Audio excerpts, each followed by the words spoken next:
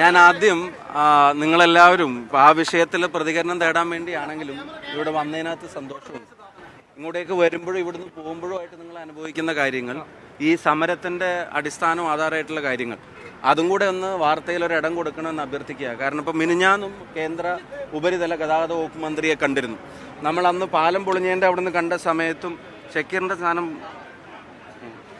പിന്നെ അവിടുന്ന് പാലം പൊളിഞ്ഞു വീഴുന്ന സമയത്തും അന്ന് കണ്ടപ്പോഴും പറഞ്ഞിരുന്നു MP എന്നുള്ള നിലയിൽ തുടർന്ന് ഇടപെടുന്നു. മിനിഞ്ഞാന്നും കേന്ദ്ര ഉപരിതല ഗതാഗത വകുപ്പ് മന്ത്രിയെ കണ്ടു.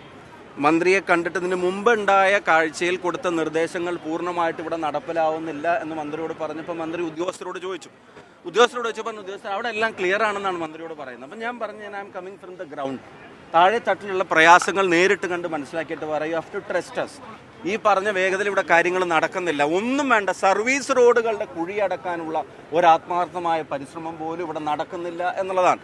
അപ്പോൾ അത് മിനിസ്റ്ററുടെ ശ്രദ്ധയിൽപ്പെടുത്തിയപ്പോൾ ഇത് ശരിയല്ല, ഉദ്യോഗസ്ഥരോട് കർശന നിർദ്ദേശം കൊടുക്കുകയും ഓണമാണ് വരാൻ പോകുന്നത്, ഈ സർവീസ് റോഡിൻ്റെ നിലവാരം മെച്ചപ്പെടുത്തുന്ന നടപടിയെങ്കിലും വേഗത്തിലാക്കണം എന്ന് അഭ്യർത്ഥിച്ചിട്ടുണ്ട്. അത് ചെയ്യുമോയെന്ന് അറിയാൻ അടുത്ത ദിവസം NHAIയുടെ കോഴിക്കോട് ഓഫീസുമായിട്ട് ബന്ധപ്പെട്ട് അവിടെ പോകുന്നുണ്ട്. അതിനോടും ഈ പറയുന്ന പുറംതിരിഞ്ഞ് നിൽക്കുന്ന സമീപനമാണെങ്കിൽ MP എന്നുള്ള നിലയിൽ നേരിട്ട് ഇനി സമരത്തിന് നേതൃത്വം നൽകാനുള്ള തീരുമാനമാണ് എടുത്തിരിക്കുന്നത്. ഒരുപാട് തവണ പാർലമെൻറ്റിനകത്തും പുറത്തുമായിട്ട് ഇടപെട്ടു, നിരവധി തവണ മന്ത്രിയെ കണ്ടു, നിരവധി തവണ കത്ത് കൊടുത്തു, നിരവധി തവണ ഉദ്യോഗസ്ഥരുമായിട്ട് മീറ്റിംഗ് നടത്തി, 2 തവണ MPs കോൺഫറൻസിൽ വിഷയങ്ങൾ അവതരിപ്പിച്ചു, മറ്റു മന്ത്രിമാരുമായിട്ട് പറഞ്ഞു. പക്ഷേ ഒരു വലിയ സൗകര്യത്തിന് വേണ്ടിയിട്ടുള്ളൊരു താൽക്കാലിക ദുരിതമല്ല, വടകരക്കാർക്ക് നിത്യ ദുരിതമാണ് ഈ ദേശീയപാത നിർമ്മാണം സമ്മാനിക്കുന്നത്.